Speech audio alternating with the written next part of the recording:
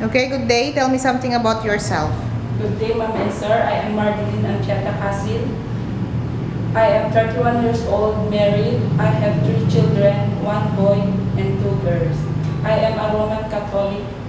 I am the 3rd youngest in the family. I have 8 sisters and 5 brothers. I am a high school graduate. I am a honest, trusty, and hardworking person.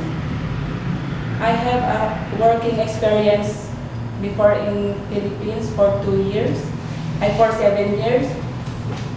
I served 3 members of the family, 1 couple and 1 child.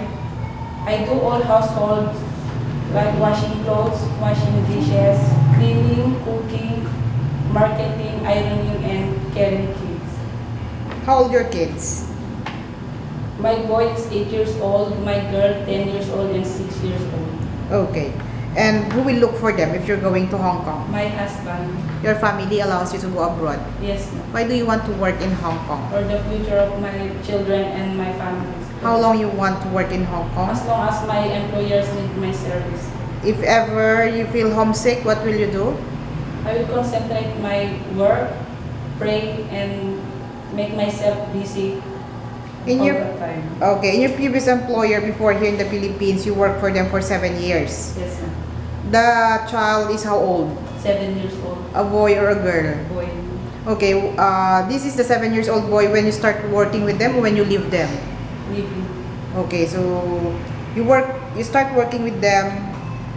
He's a newborn baby. Yes, ma'am. Okay. If ever you were in Hong Kong, are you willing to look for a newly born baby?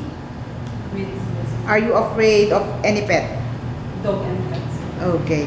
And are you willing to share job with other helper? Yes, ma'am. There's a grandparent staying in the house. That okay for you? Yes, ma'am. Are you know how to cook? Yes, ma'am. Are you willing to learn how to cook Chinese food? Yes, ma'am. Are you ready to go Hong Kong anytime now? Yes, ma'am. You love kids? Yes, ma'am. Can you handle naughty kids? Yes, ma'am. Are you also willing to have share room with the kids or the grandparents in the house? Yes, ma'am. Okay, your future employer now is watching you. What can you assure and promise to them? I promise, ma'am, to finish my contract. I do all my job well and be good. Thank you.